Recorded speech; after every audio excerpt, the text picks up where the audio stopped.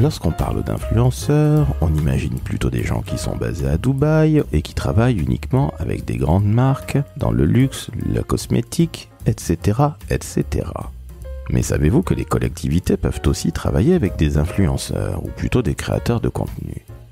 En effet, Baptiste Bruzel, chargé de la communication numérique à la métropole de Bordeaux, va tout vous expliquer, en compagnie d'Armelle Cunego, directrice de la communication de la ville de Savigny-le-Temple, et de Nicolas Novazic, directeur de la communication de la ville et de l'agglomération de Cergy, dans le 95. Grâce à cet épisode, enregistré au 36e forum de Capcom en décembre dernier, j'en profite au passage pour remercier Yves Charmont et Coraline Fayol pour leur magnifique accueil.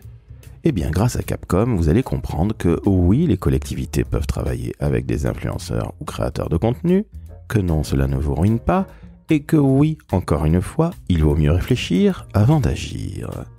Je suis Laurent François, fondateur et dirigeant de l'agence Maverick, et ce fut un véritable plaisir de retrouver Nicolas Novazic, de faire connaissance de visu avec Armelle, et d'écouter Baptiste, qui en connaît un rayon, quant à la collaboration avec ces fameux influenceurs. Il vous racontera d'ailleurs que ce n'est pas parce qu'on travaille avec un influenceur à forte renommée que cela fonctionne toujours. Bref, je n'en dis pas plus, je vous invite à mettre 5 étoiles sur Apple et Spotify, à vous abonner au décodeur de la communication, et surtout je vous souhaite une excellente écoute en compagnie de Baptiste Bruzel, Armelle Cunego et Nicolas Novazic. Le décodeur de la communication, un podcast de l'agence Maverick. Chères auditrices, chers auditeurs, nouvel épisode du décodeur de la communication en direct de Lille à Capcom. Nous sommes le 10 décembre 2024, Noël est bientôt là et alors on a déjà des cadeaux, c'est absolument magnifique. Il y a la formidable Armelle Cunego qui est la DIRCOM de Savigny-le-Temple dans le 77. Salut Armelle. Bonjour. Il y a le formidable Nicolas Novazic, l'homme de la communication, le DIRCOM de la ville et de l'agglo de Cergy. Salut Nicolas. Salut Laurent. Et enfin, il y a quelqu'un qui vient du sud-ouest, mais pas le bon sud-ouest. Oh, je suis sincèrement désolé, Baptiste Bruzel, qui est aujourd'hui le chargé de communication numérique à Bordeaux Métropole. Pourquoi je vous dis ça? Tout simplement parce que je suis originaire de Toulouse et qu'on adore se détester entre Bordelais et Toulousains. Voilà, donc je suis obligé d'introduire par un « Allez les Girondins » et « Bonjour Laurent ». Eh bien, je te remercie. Je rappelle que les Girondins de Bordeaux sont en national. Pour celles et ceux qui aiment le football, excuse-moi Armelle, ça n'a absolument aucune espèce d'intérêt. Alors aujourd'hui, on va parler par contre d'un sujet extrêmement intéressant.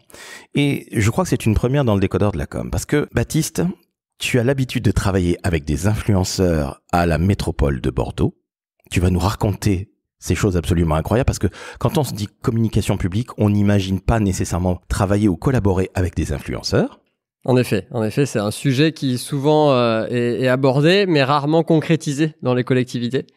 Et ben voilà, exactement. Et toi, tu l'as fait et tu as en plus de très très belles expériences. Et là, pour une fois, j'ai deux DIRCOM et pas des moindres. Donc Armelle à Savigny-le-Temple et toi, Nicolas, à la ville et à l'agglo de Cergy. Vous n'avez pas encore travaillé avec des influenceurs. Et j'aimerais bien avoir votre avis sur ce travail avec les influenceurs et pourquoi vous n'avez pas encore collaboré. Je le tiens à vous le dire, nous sommes donc, comme je le disais, à Capcom et Armelle doit partir dans 15 minutes, donc on passera la main, si ça ne te dérange pas. Nicolas, on passera la parole en priorité à Armelle qui doit partir évidemment, elle a un train à prendre pour revenir à Savigny-le-Temple. Baptiste, est-ce que tu peux s'il te plaît nous expliquer ce que c'est que collaborer lorsqu'on est une collectivité ou quand on est une structure publique avec des influenceurs? Parce que moi j'imagine tout de suite les Marseillais, j'imagine tout de suite Nabila, j'imagine tout de suite des gens absolument incroyables comme ça, à l'intelligence qui le QI qui dépasse pas le niveau de la mer. Et en fait ça n'est pas que ça parce que justement il y en a de l'intelligence et qu'il faut que j'arrête d'être un vieux boomer insupportable. Voilà, c'est exactement ça. On a tous en tête les influx voleurs de Booba. Ils nous ont marqué et le complément d'enquête évidemment sur ces influenceurs dont tu parlais, les Marseillais, Nabila, etc. Et en effet, si on prend le concept de l'influence sur la collectivité territoriale, on va pas aller dans cette influence-là parce que l'influence, elle est variée et honnêtement, avec les expériences que moi j'ai pu avoir en collectivité ou avant aux monuments nationaux, il y a des influenceurs, des créateurs de contenu. On les appelle aussi plutôt créateurs de contenu.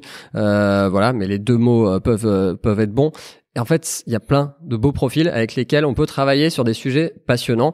Je sais pas si tu veux de suite une expérience. Avec plaisir. Une expérience sur de l'aménagement du territoire, la construction d'un pont, donc qui est un bel événement pour une métropole, qui est quelque chose qu'on fait pas tous les ans. Et on s'est dit, sur ce beau sujet, sur ce sujet important, comment aussi dire à des plus jeunes qu'on ne touche pas par nos réseaux sociaux, comment on a, nous, Bordeaux Métropole, aménagé un territoire relié de rives les unes aux autres, donc deux communes, et puis au-delà, on a fait venir une des plus grosses influenceuses de la région, Léna Vivas, 8 millions d'abonnés TikTok, ça fait rêver quand on est une collectivité et qu'on en a 0, parce que nous on n'est même pas sur TikTok, et qu'on en a 3 millions sur Instagram, alors que nous on en a 50 000.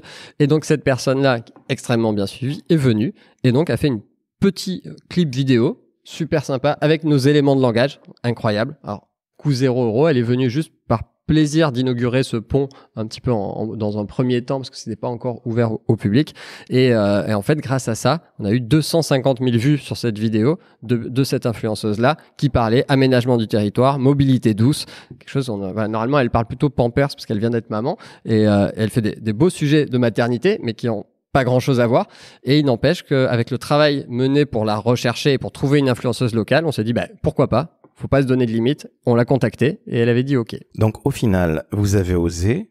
Le sujet de prime abord, je suis sincèrement désolé, Baptiste, c'est pas le Toulousain qui parle, c'est simplement le communicant.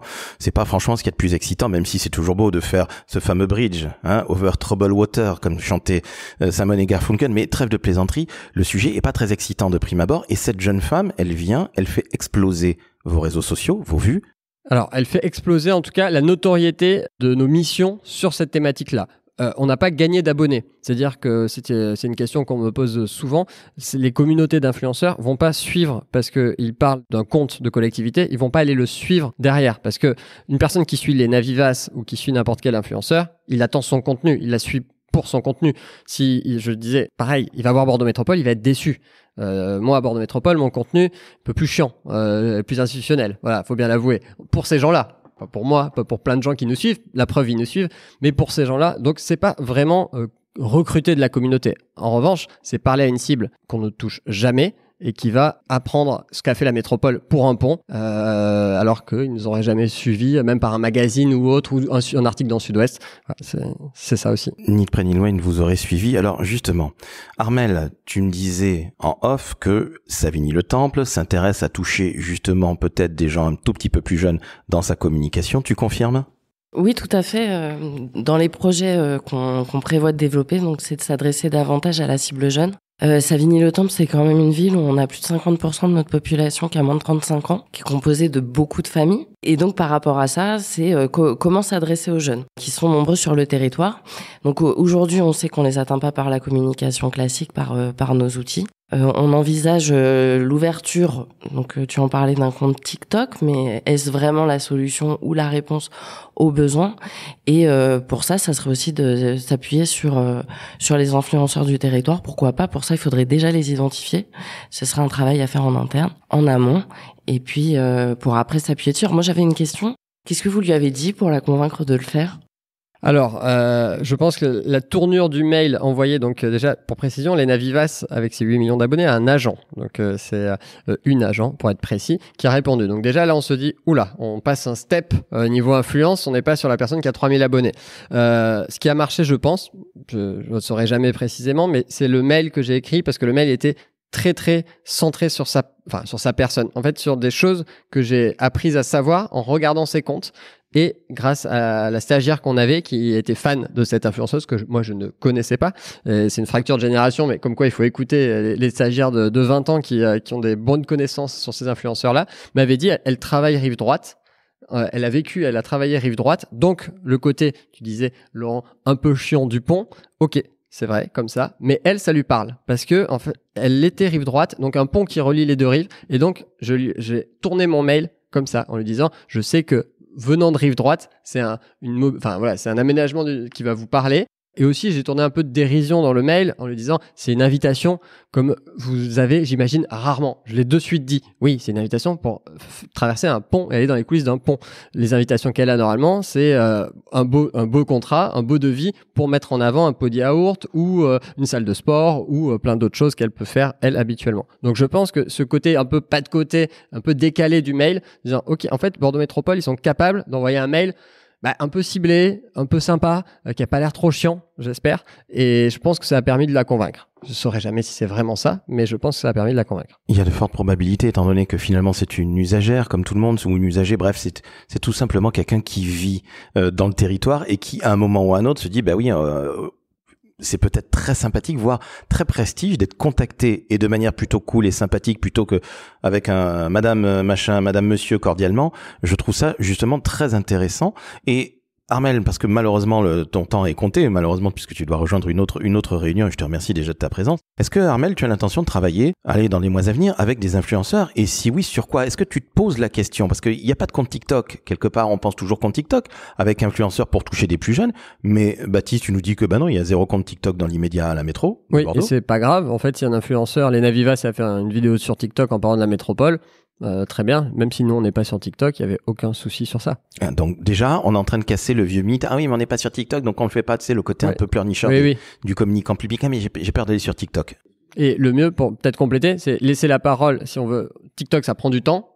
Faut être dans les codes. C'est dur pour une institution à tomber dans les codes. Enfin, moi, j'ai tenté et j'y suis pas arrivé sur mon ancien boulot. Donc, quoi de mieux que de laisser à la personne qui connaît parfaitement les codes de TikTok et les communautés de le faire.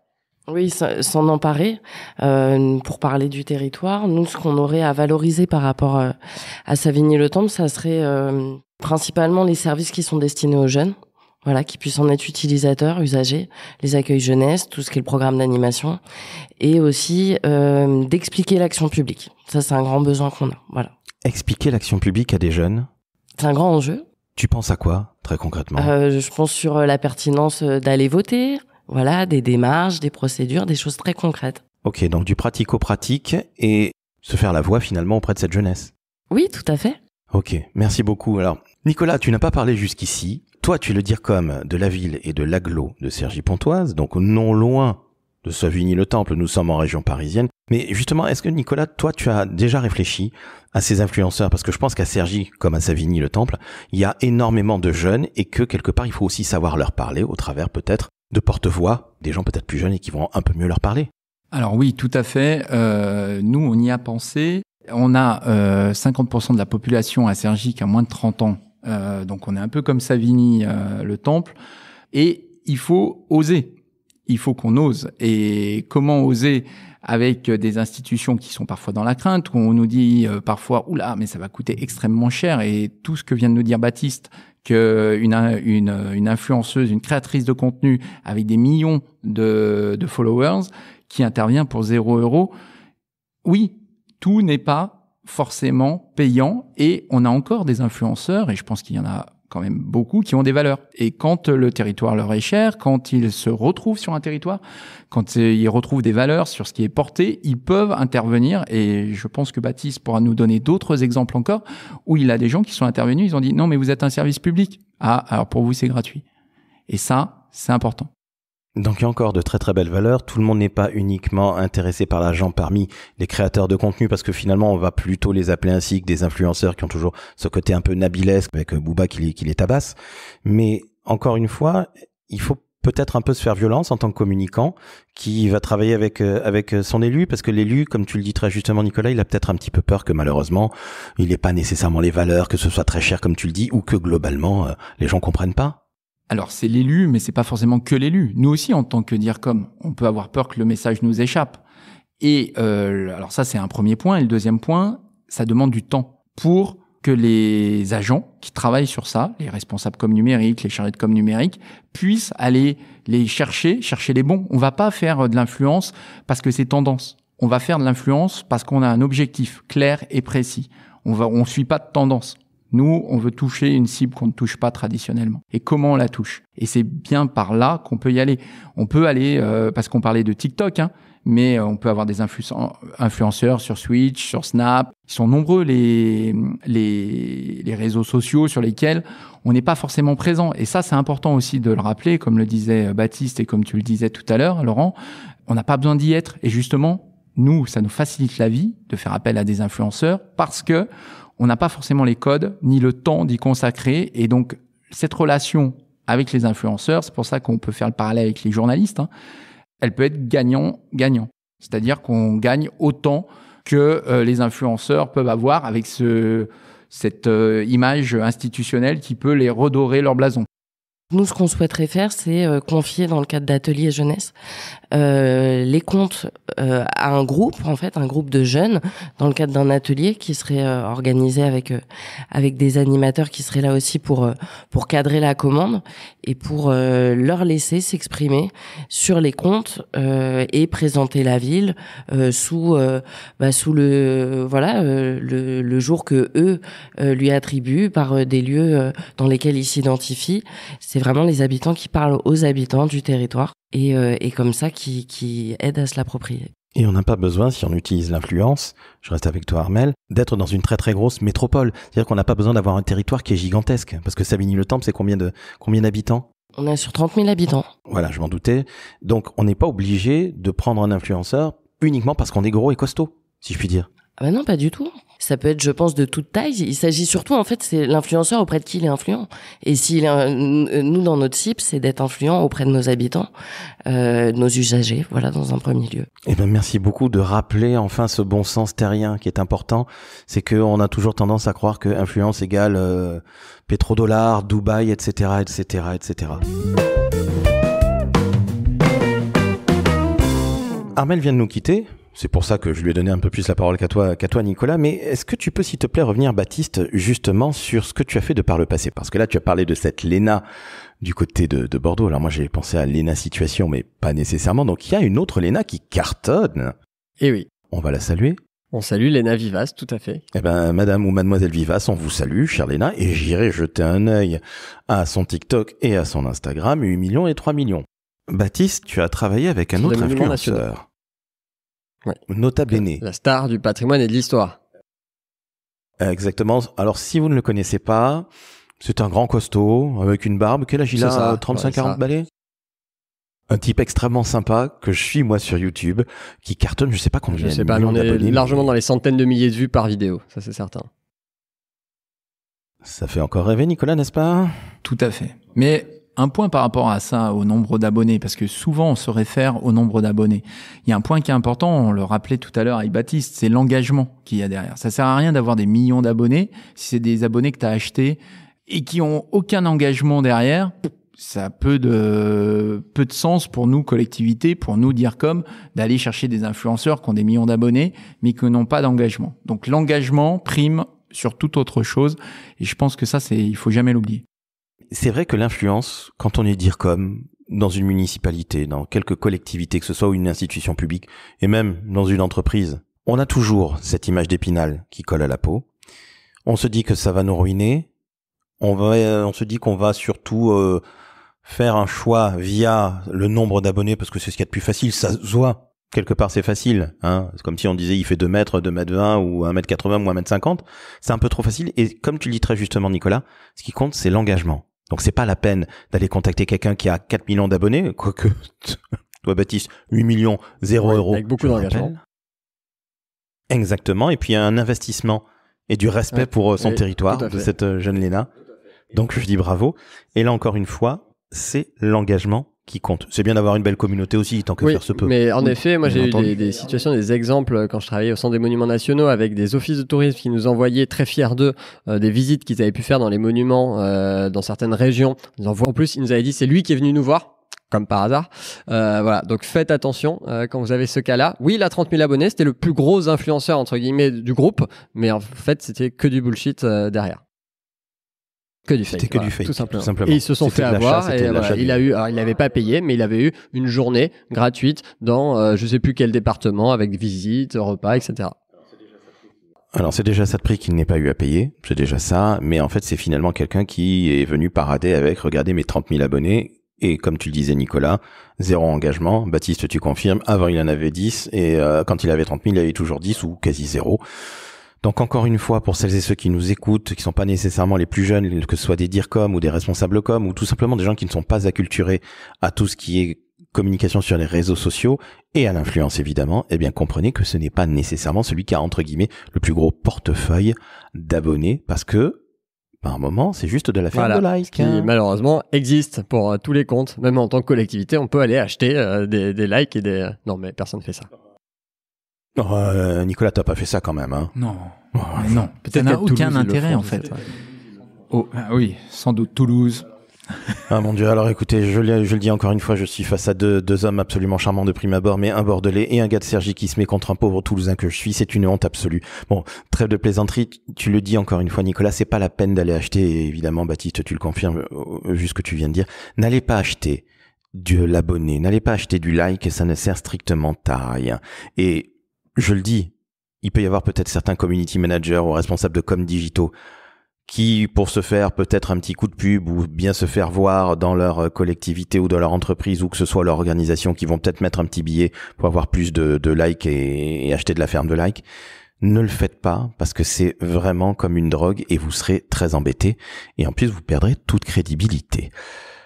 Baptiste, je reviens à Nota Bene. C'est l'exemple, on parlait, alors là, rien à remettre en cause, évidemment, sur ni le créateur qu'il est, parce que c'est un créateur extrêmement talentueux, ni sur l'engagement de sa communauté, mais plutôt sur le travail fait en amont pour trouver le bon créateur avec le bon sujet. C'est surtout ça. Évidemment, c'est quelqu'un qui a une petite entreprise, qui fait travailler 7 personnes, qui crée un contenu qui est complexe, où il y a de la recherche derrière, parce qu'il crée évidemment un contenu YouTube de 20 minutes historique, donc il fait un gros travail de recherche, il fait travailler une community manager, un monteur, un cadreur, etc. Donc c'est tant mieux et il le mérite largement. En revanche, moi quand ça m'est arrivé de vouloir travailler avec lui, j'ai peut-être pas pris le sujet parfait qui correspondait à ce qu'il faisait, donc il est plutôt dans son ADN, donc l'histoire évidemment c'est large, dans son ADN il est plutôt Moyen-Âge avec notamment le lien jeu vidéo parce qu'il vient de là, Heroic Fantasy, etc. où ça il est extrêmement passionnant évidemment dessus. Il a aussi une thématique sur les guerres, notamment la guerre mondiale où il fait beaucoup de recherches et il connaît extrêmement bien. Et donc nous on s'était dit bon ça reste de l'histoire du patrimoine, on veut travailler avec lui, c'était un peu trop on veut travailler avec lui quoi qu'il arrive parce qu'on l'adore tous, on était tous fans et alors il a rendu un très bon travail. Donc c'était sur l'hôtel de la Marine pour préciser, qui est un monument qui a rouvert place de la Concorde à Paris et qui est un monument 18e siècle sur l'art de vivre, l'élégance à la française, qui sont pas forcément les premières thématiques qui vont intéresser Nota Bene. Au résultat final, on l'a vu et senti, même dans la visite qu'on lui a fait faire, on l'a fait faire 2 fois la visite, il s'est bien investi, il y avait un contrat avec lequel on avait ce qu'on avait contractualisé avec Nota Bene et à la fin, c'est pas ça fait 150 000 vues, donc on parlait avec pas mal de commentaires, donc il y a eu de l'engagement, mais c'était pas la vidéo sur l'année, on va dire, je pense qu'elle était dans les 10-15% de ces vidéos avec le moins de vues et le moins d'engagement. Preuve quand même que sur le sujet, si on avait peut-être fait travailler, on n'aurait pas eu le budget sur d'autres monuments, mais sur un monument peut-être plus médiéval ou le château de Pierrefonds qui est un monument de réinventation du médiéval, etc. Ça l'aurait peut-être fait plus kiffer et donc travailler un contenu plus vers sa communauté, là où l'hôtel de la Marine, c'est peut-être un peu moins le cas. Donc, c'est pour revenir sur vraiment l'importance de chercher son créateur par rapport à son sujet. Voilà, de pas se dire c'est mon créateur, je l'adore, je veux travailler avec lui. Alors moi je partage tout à fait ce que vient de dire Baptiste. Il faut pas prendre un influenceur et se dire j'ai envie de travailler avec lui à tout prix, je suis fan, allez hop on y va. C'est le péché originel je pense que de travailler comme ça. C'est un outil de communication. Et donc quel est l'objectif, quelles sont les cibles, est-ce que je vais pouvoir atteindre mes cibles avec le créateur de contenu en question, et de tordre la ligne éditoriale d'un créateur de contenu, c'est jamais bon. Parce qu'il sera moins bon. Baptiste vient de le dire là à l'instant, avec Nota Bene. Oui, il y a eu du like, oui, il y a eu des commentaires, mais moins que s'il avait été dans son cœur de sujet.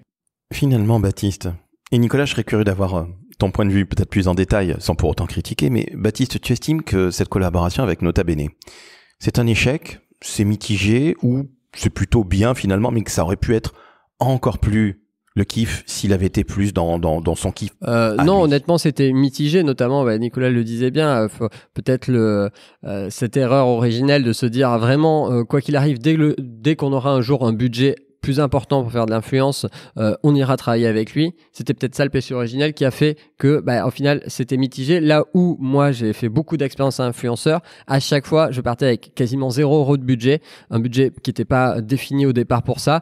Et on me disait, notamment, je faisais des blog trips, donc des voyages avec des influenceurs, et je négociais avec Hilton pour avoir des chambres moins chères, je négociais avec les offices de tourisme pour avoir des visites, etc. Et à la fin, j'avais des budgets quasiment ridicules pour faire un voyage de 2 jours et une valorisation énorme. Donc là, c'est souvent des succès. Et le jour où on a du budget, pour moi, c'est mitigé parce que le jour où j'ai eu du budget, c'est une collaboration qui a moins fonctionné, qui a fonctionné certes, mais qui a moins fonctionné notamment par rapport au budget investi, ça c'est certain, et ça rentre en compte. Le budget investi rentre forcément en compte par rapport à des résultats. Et donc voilà, je dirais plutôt mitigé, alors que j'ai beaucoup d'expériences réussies. J'en ai aussi 1 ou 2 complètement ratées, mais n'empêche que il y a eu des meilleurs choix peut-être, qu'on aurait pu travailler avec lui sur d'autres sujets, mais c'est un autre débat. Alors Nicolas, avec Baptiste, tu as animé un atelier, ce matin à Capcom. Je le rappelle à nos auditrices et auditeurs, nous sommes le 11 décembre 2024, nous enregistrons. Cet épisode passera en janvier, évidemment, pour la nouvelle année. Mais toi, est-ce que justement, en travaillant, en collaborant étroitement avec Baptiste, tu te dis, il est peut-être temps que je m'y mette à Cergy, à l'Agglo et la ville? Parce qu'en effet, il y a de quoi faire. Armel, qui est parti il y a quelques minutes, nous disait que finalement, sur un territoire extrêmement jeune, il faut savoir parler aux jeunes, et qui mieux qu'un jeune peut parler aux jeunes, c'est évident. Quoique, il peut aussi y avoir de très très belles surprises. Donc, évitons de tomber dans le cliché. Mais toi, justement, en ayant monté cet atelier, qu'est-ce que tu penses maintenant de l'influence? Est-ce que tu as les yeux plus ouverts? Est-ce que tu te dis, je vais y aller encore plus à tâtons? Ou est-ce que tu te dis, finalement, c'est un peu comme tous les objectifs de communication, ou comme toute action, de communication. Il faut réfléchir avant d'agir. Très clairement, il faut réfléchir avant d'agir. Mais je pense vraiment, alors encore plus après avoir travaillé sur le montage de ce temps, il y a une vraie opportunité pour les communicants. Une vraie opportunité pour pouvoir aller explorer des terres où on ne va pas, où on se dit il va falloir qu'on se lance sur TikTok, il va falloir qu'on se lance sur Twitch. Twitch, c'est un boulot énorme. Les gens qui se disent allez, je claque des doigts, je vais sur Twitch, je claque des doigts, je vais sur TikTok, mais sans stratégie, sans moyens humains. Les collectivités, là, actuellement, on est dans une période un peu complexe et incertaine au niveau budgétaire. Il y aura des choix qui vont être faits pour les années à venir, tout du moins les années qui arrivent, 2025, 2026, ça va être compliqué budgétairement. Et du coup, l'influence, ça peut faire peur. Donc il y a une acculturation, il faut dégager du temps parce qu'il faut les identifier. C'est un vrai travail. L'influence, ça se travaille au long cours. On travaille son fichier presse, on travaille son fichier influence. Et ça, c'est important. Après, il y a aussi le sujet. Alors, pour identifier les influenceurs, ça c'est un sujet important. Baptiste nous a parlé de plein d'outils qui peuvent parfois être simples, des hashtags. On regarde les hashtags avec des hashtags qui remontent le plus sur les réseaux sociaux via Google et la presse, que parfois ils aiment bien faire des articles sur les influenceurs à la mode des territoires, donc voilà. Mais il faut jamais oublier que parfois les influenceurs, ils sont pas si loin de nous que ça.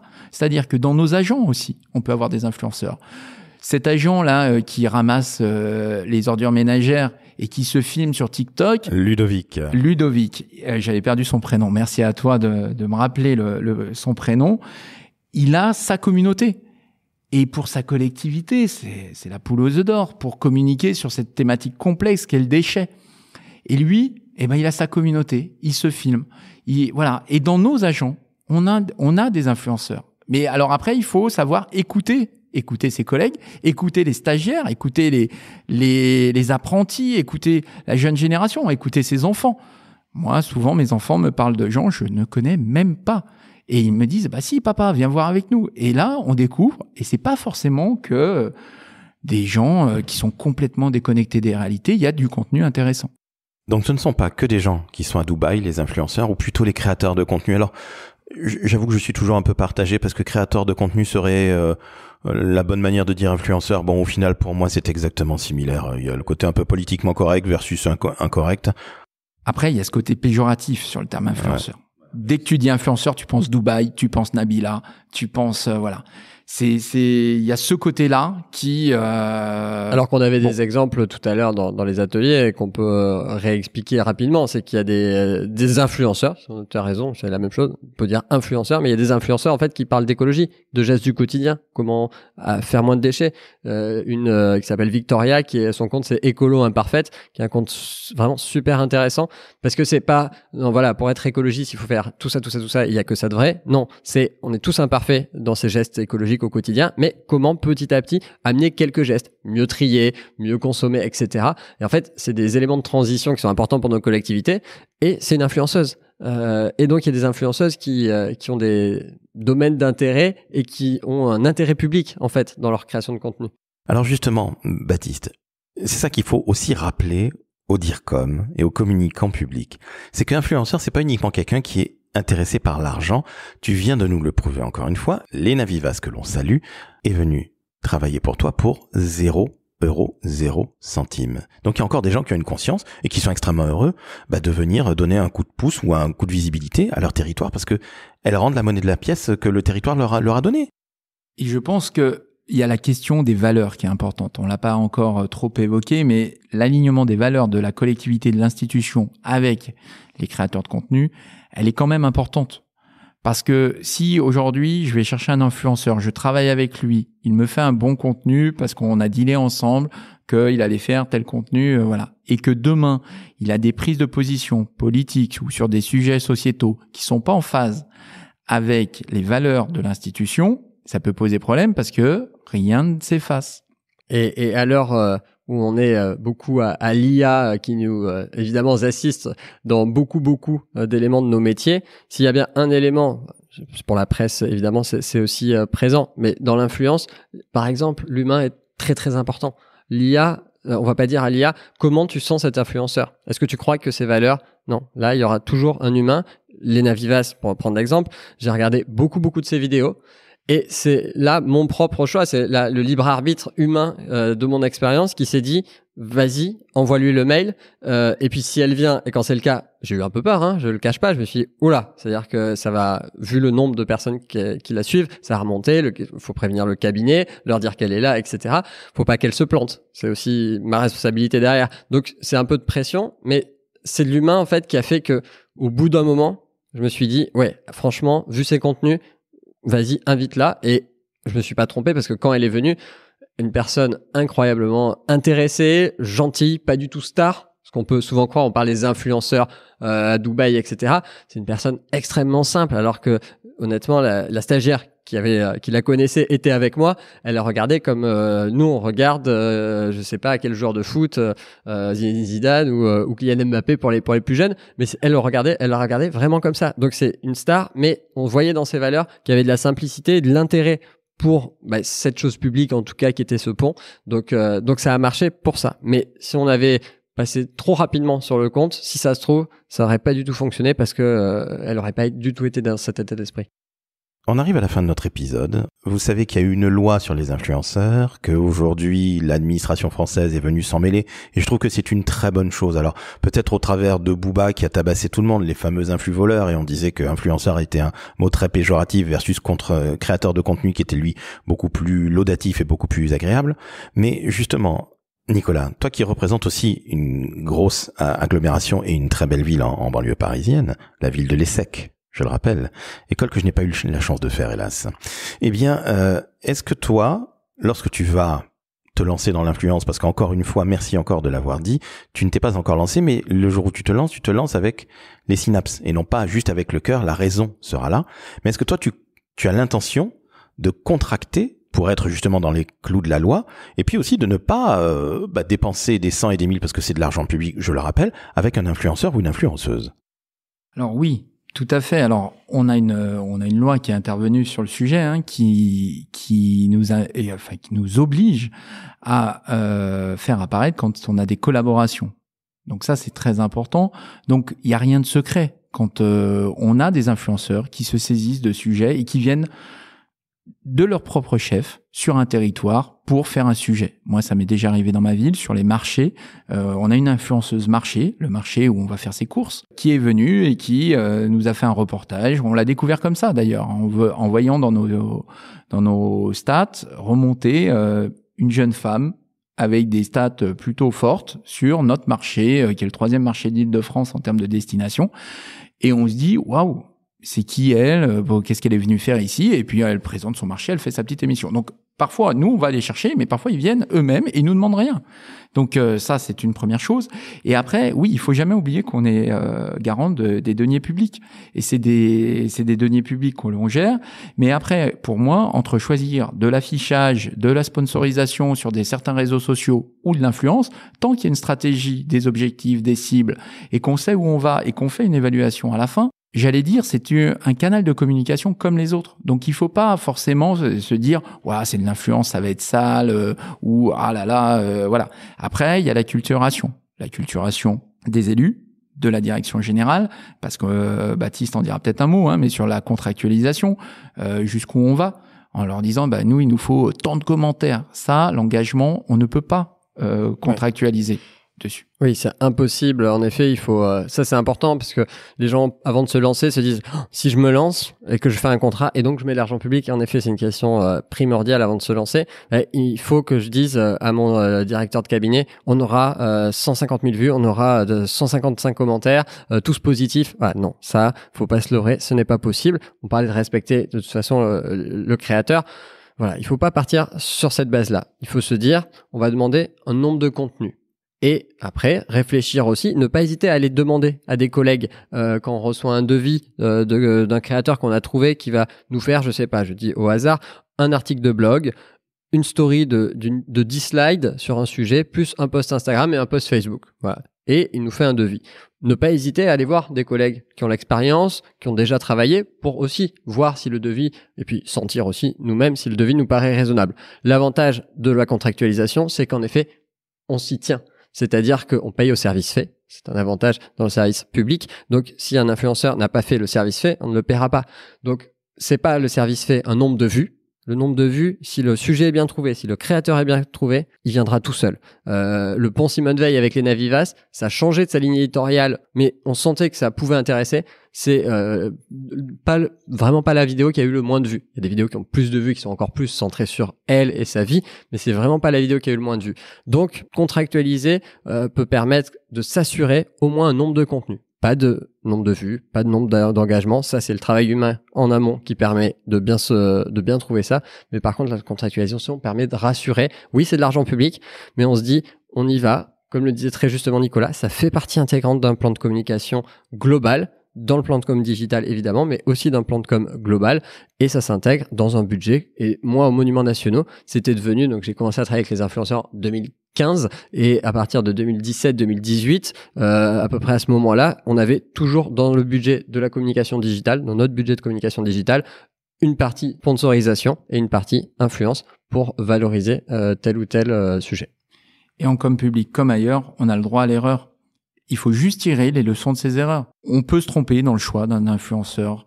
On peut faire fausse route et se dire, voilà, mais il faut l'admettre. On l'admet et on le fera plus. On apprend de nos erreurs.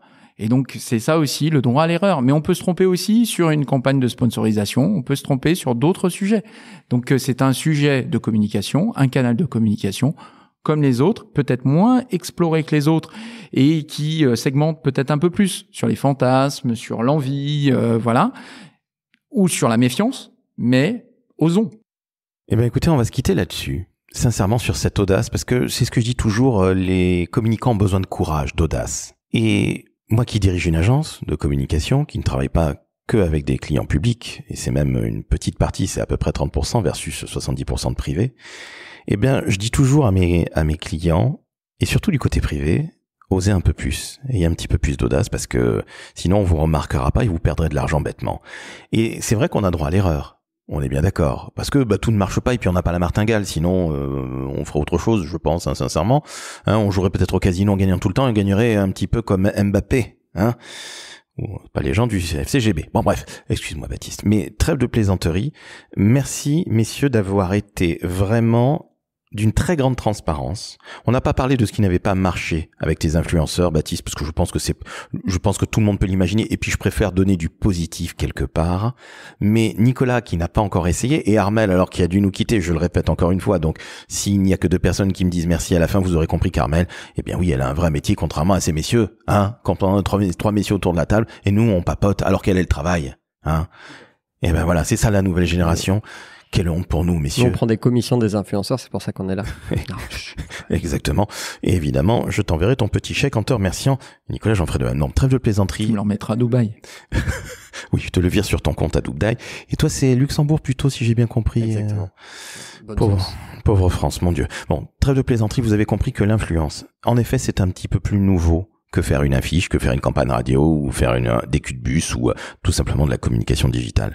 Mais communicant public et privé, parce que je vais mettre tout le monde finalement dans le même panier, comprenez que c'est un outil de communication qui s'inscrit dans une stratégie. Donc, comme tu l'as dit très justement, Nicolas, avons réfléchi.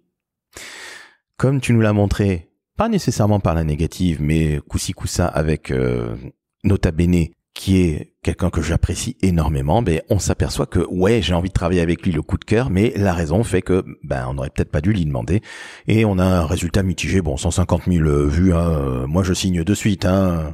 On a connu pire. Oui, en te remerciant, merci beaucoup, hein. Donc très sincèrement, je vous remercie parce que vous avez, je pense, ouvert beaucoup de chakras à beaucoup de communicants publics, et puis surtout vous avez fait comprendre que ce n'est pas une histoire de TikTok ni d'Instagram. En fait, ce n'est pas une histoire d'outils, ce n'est pas une histoire de réseau, c'est avant tout une histoire de réflexion et de stratégie. Donc pour ça, messieurs, la France de la communication vous remercie. Merci Nicolas. Merci Laurent. Merci Baptiste. Merci Laurent. Chères auditrices, chers auditeurs, Armel n'a pas pu nous répondre, parce qu'Armel est évidemment parti, mais là, vous venez d'entendre 3 épées, comme je le dis à chaque fois, de la communication publique. Armel Cunego, qui est la DIRCOM de Savigny-le-Temple. Nicolas Novazic, qui est face à moi, qui est le DIRCOM de la ville et de l'agglo de Cergy, dans le 95. Et puis le formidable Baptiste Bruzel, qui est le chargé de com numérique à la métropole de Bordeaux. Eh bien, quand on entend des gens aussi formidables, qu'est-ce qu'on fait? On met 5 étoiles sur Apple Podcast. 5 étoiles sur Spotify. On s'abonne évidemment au décodeur de la communication, le seul et unique podcast sur la communication. Vous remarquerez, messieurs, ma modestie légendaire, hein. Et ils ne pipent pas mot, ils ont bien raison. Donc, trêve de plaisanterie, abonnez-vous. Et puis, messieurs, vous revenez quand vous voulez. Et alors, même si nous ne sommes pas nécessairement, Baptiste, sur le même territoire, ce sera avec très très grand plaisir que je te réinvite à distance, certes, mais dans le décodeur de la communication, si tu le veux bien sûr. Au plaisir, hein, quand tu veux. Eh ben, avec grand plaisir. Et Nicolas, il est temps que je prenne le RER à Cergy pour qu'on fasse enfin cet épisode qu'on s'était promis, et 6 mois après, on n'a toujours pas fait, pauvre France. Ah, que le temps passe vite. C'est vrai que le temps passe vite quand on est des hommes de la communication. Bref, je vous embrasse. Merci les garçons, vous avez été formidables. Ciao, ciao.